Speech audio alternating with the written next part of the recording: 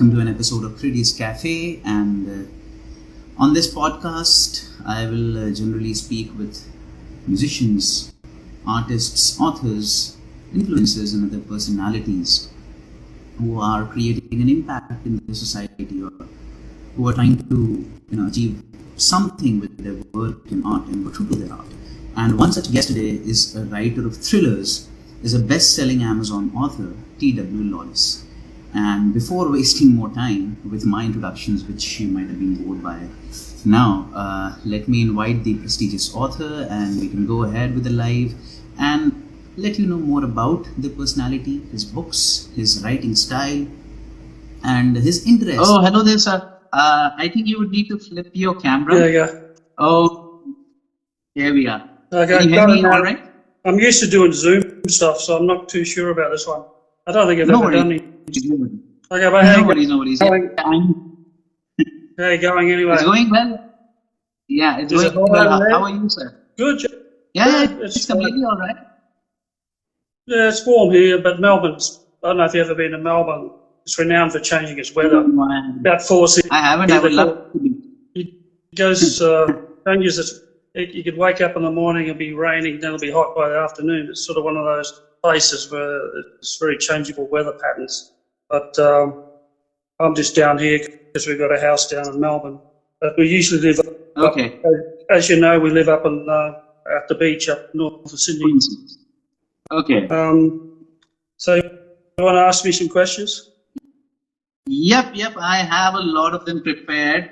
Don't want to sound boring, but I have a few of them prepared. I'll show you this. So, deep purple poster. You're a big time rockhead. I've seen that on your Instagram. Yeah. Rockhead, and I really appreciate that. I'm a big fan of classic rock. And Deep Purple Smoke on the Water is one of my favorite riffs. So I also play a little bit of guitar. So I keep trying it on. So this podcast, this episode is like specifically about your books, your writing, and of course we'll explore other areas as well. And before I begin, the first question, or I'll say rather an introduction, that since most of the viewers and listeners are already aware who you are, but just for the benefit of the few who are not aware, right, who are new audiences to the podcast, can you once let them know who you are and who is Lawless author, and what are you best known for till date? Well, my name is really Tom. You can call me Tom, but I write under the name T.W. Lawless because I thought it sounded like a nice crime thriller author name. But it's actually my two middle names, and Lawless is actually one of my middle names, so I just took off my surname, which is Bell. So it wasn't hard, but I just thought it sounded good. I've written about 7 crime thriller books now. I started in about 2012. And my latest book I've got out just released Beach Days. I've had success with some of them. We had some Amazon bestsellers and done all right here and there. But yeah, I usually write about a character. 6 of those books have been about a character who's an Australian investigative journalist. He's like a hard-living, hard-drinking sort of Aussie bloke. I've written about 6 books about his life, from over the years. That's been my main one. That Beach Days is his later book. He's been living in London for many years, and he has a heart attack in a bar, of course, in Soho, as you do. And he decides he has to get out of London away off all his drinking mates and come back to Australia, and he buys a beach house at a place called Serenity Bay, I should say. So he's thinking, I'll recover and write a book maybe, but it doesn't work out that way because he's got this noxious neighbour who's running a toxic waste dump next door. So that's when he has to, I'm going to use my journalism to bring this bloke down, and of course the local areas, the council, the government's corrupt, the police are corrupt, and there's murders and whatnot happens along the way. So that's the latest installment in his life. And he always has a romance along the way just to make it sound interesting. And he's renowned for his, sense of humour and his this his attitude. Yeah, he has a real Australian attitude, laid back and whatnot. Yeah, so I've stuck with him for about 5 years. Yeah, well, since 2012. Elements of your own life, and then observation, and then experiences of others combined into a book.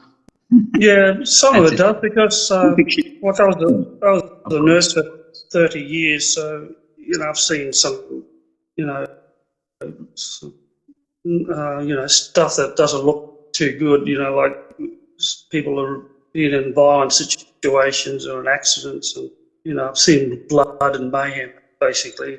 So I put that in the book sometimes, and I just pick up stuff just from reading and observation. And some of the stuff I just make up on the spot. Like I put in some of the things he says, like his throwaway quotes, and I just make that up on the spot. So that's part of his character. He's edgy and sardonic and a little bit sarcastic. It's his view of the world, and he has Across all books. Hmm? That is across all books. That character sketch. Characters. So that character sketch of, I guess you're talking about Peter Clancy, right? So that is the character sketch across all books. Yeah, Peter Clancy, the Peter Clancy books, and I wrote one with my wife called Fury's War, which was a standalone book set in northern Australia during World War II, when what happens to a small town when all the American troops turned up during the war, and then Australian soldiers murdered, and it deals with the local, the racism in the American army, plus the racism in the town with the indigenous people. So we wrote that together, which was interesting, writing with your wife. She's written other books, but I've never co-authored a book before. Usually I write about Peter Clancy because I feel safe with him. I know how he works now.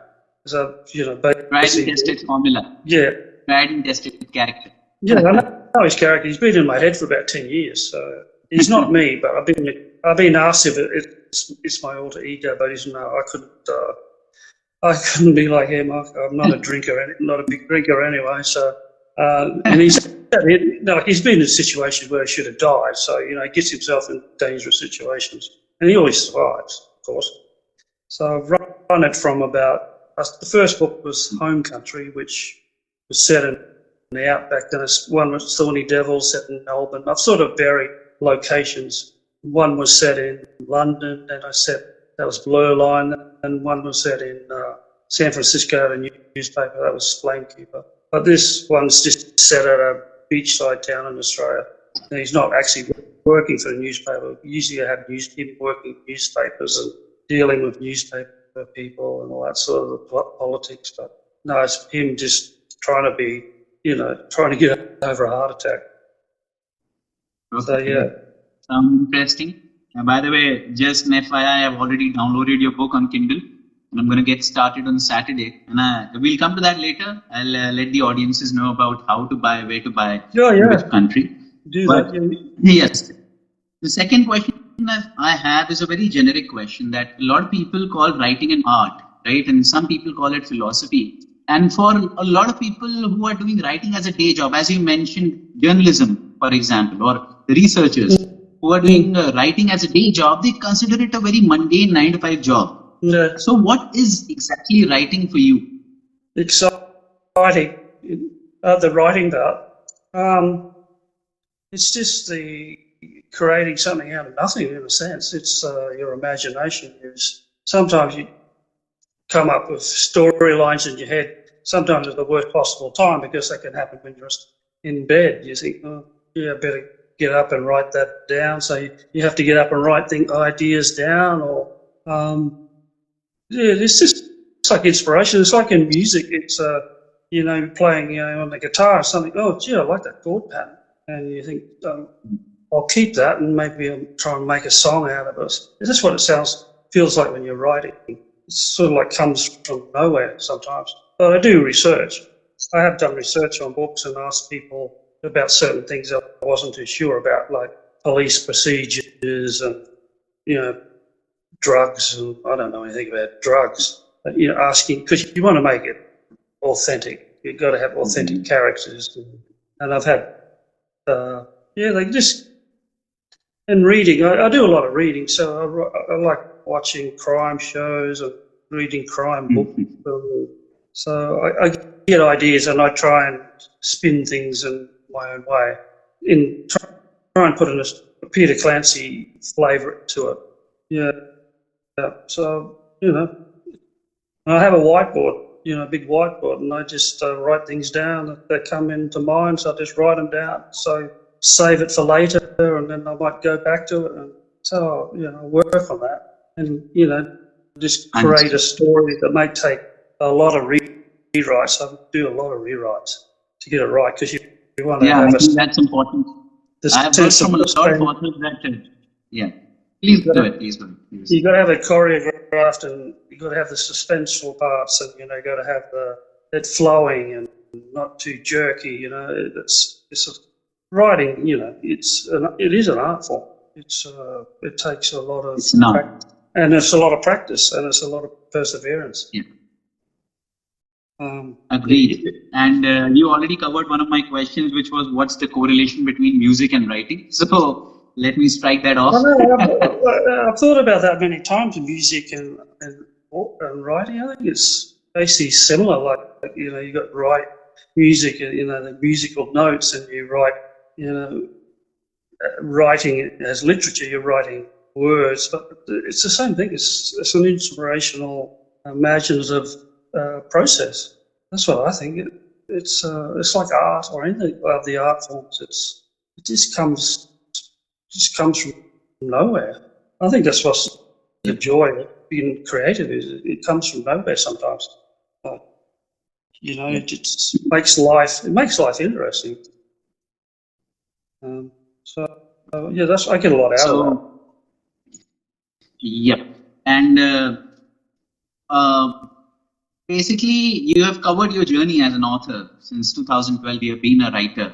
What actually happened what transpired that inspired you to become an author, or what came to be? Was it just one day you woke up and you got an idea and you started writing, or it had been a process in the making for a very long time? I think it's been around since I was a child. I used to writing things or drawing things, and then I learned to play the guitar. So about 13 or 14, I used to play guitar, and I used to write down stories, and over time you think, gee, I'd like to create something. And I think when I met my wife in the later part of 2007, 2008, we started writing screenplays because I wanted to write screenplays, for movies. So we used to work on that. Actually, we sent a script away once to Hollywood, but I don't know. They said they were interested, but it didn't go any further, sort of stuff. But then I thought, well, maybe I'm better at writing books. And at the time, I had a big health crisis. I ended up getting thyroid cancer. So I lost a pile of weight, and I couldn't work. And so to try and take your mind out of what was going on, I wrote the first book, Home Country. And I was so thin, I was sitting on a pillow. I couldn't sit down on a chair because I lost about 20 or 30 kilos. So I used to do that during the day because I couldn't work, and Kay and my wife worked on it, and we put it out, decided to put it out. I went to a publicist and whatever, and then we did it all ourselves. I decided to publish it myself, and I went to a publisher, and we got interviewed by radio, and the local newspapers, and it sort of just took off on its own. Like I basically knew nothing about the book industry as such. It's like I've learned on the job, really. So they did well, became an Amazon bestseller. So I was pretty happy with that. So congrats for that, and kudos to you for being a fighter and survivor. I did not know that you're a fighter. You've been a fighter in your life. We get pushed in the corners. We got to stand up sometimes, don't we? But I got through it. The thyroid just taken out. I put me on medication for the rest of my life, but pretty good now. But it was scary at the time, and made you think. And you ended up becoming an Amazon bestseller after that. And congratulations! I think you set the benchmarks in life, right, for the people around you and the people who know you. And I think that's the way to go with it. That you're keeping on, you're going on, you're keeping on hustling through life and making something out of So it. I got to make something out of it. I'm 64 now, and I think I'm just going to make life interesting. I'm just not going to sit back and, watch the grass grow. It's already very interesting, honestly. A person who perceives your work and a person who reads your books. I read the first page, by the way, for investigative journalism. Like people generally start their books with a preface or a foreword. You started with 2 lines. And I think that just draws interest immediately, right? For investigative journalists everywhere and for those who pursue the truth. I mean, it's such an open-ended statement. It intrigues every reader to actually go forward with the book. You do not require a preface, and I think this is a big example. This is a big exemplary book, I think, for that. And the way you started, Well, I've always dedicated. I have it open on my Kindle, and the way to go about it is. I think I've dedicated all my books to like family, like once to my wife, once to my daughter, once to my grandson. So I thought, well, the investigative journalists, I've sort of followed them as heroes for a long time. They're the ones who risk their lives and to get the truth out when no one wants to tell it. Unsung heroes, if I may say so. Unsung. There is no song for them for their praise, and there are so many heroes. To fight the corruption and the dishonesty in the world. That's what they do, and good on them. And that's why I thought Peter's been part of that for a long time. He's always been seeking the truth. He may be a bit dishonest with his own truth, and he may, rub people up the wrong way. But in the end, he's out to get the truth out there for people to know. And I think people need to know that sort of stuff. Yeah. So my next question goes around. It's a very tricky question, and I wanted a few tricky questions to get some candid answers out of you. I won't take much more of your time, just a little bit more. So this question is that if someone came and told you, actually this question is something which you have already battled. You are a fighter and a survivor. My question was actually that if you had only 5 days left, how would you spend those days? But before you answer, if there is even a bit of writing involved in those days, my question expands to whether you would complete the books you are already writing or pen down the beginnings of few more books for others to complete. Oh, well, I've got one half written at the moment, but I've been sort of having a bit of a lull in writing. But I don't know, if I had 5 days, I wouldn't be able to finish it in 5 days. Maybe if you just went 24/7. I'd have to leave it to someone else. And I don't know, my wife would hopefully carry that on. She knows how Peter Clancy works because she does the first edits on the book. So I'd be confident that she'd be able to get that. Awesome. Yeah, so I'd write a story outline and she'd work on the rest, and then we'd get it out there. So I'd be happy with that. She does. So we work together a lot. Like she's written her books. She's written about 2 or 3 books, and then I've written my books. And she always does the first edits before I send it to a professional editor. So yeah, she knows how I think and how Peter Clancy thinks, and so it's good to have someone else who's interested in what you do. And she likes my music. That's a very good sync that you are portraying as a couple, I think. As a couple, that chemistry is definitely required, and you found it in writing, and I'm damn sure you have in other things as well. But I think I'm really glad. This is the first time I'm actually speaking to one half of a writer couple, and so I will definitely love to speak to your wife also in the future. I'll see what I can do. Yep. You mentioned that right now you're facing a low in writing, and that brings me to the subject of writer's block. How often is writer's block a challenge? Yeah. What kind of challenge? And how do you know that you are having writer's block? Well, you have writer's block. You just get tired sometimes, and you just run out of ideas for a while, and think, I can't write anymore. Sometimes you just get sick of the business end of it, like the promoting the book, and selling the book. How will it sell book? And sometimes you just get sick of it, then you step away from it, and suddenly something just happens.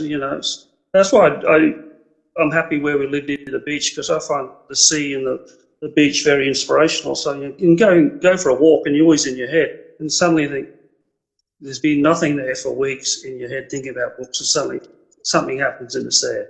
And you think, look, I've got to go home now and write it down. So it just happens. It comes back.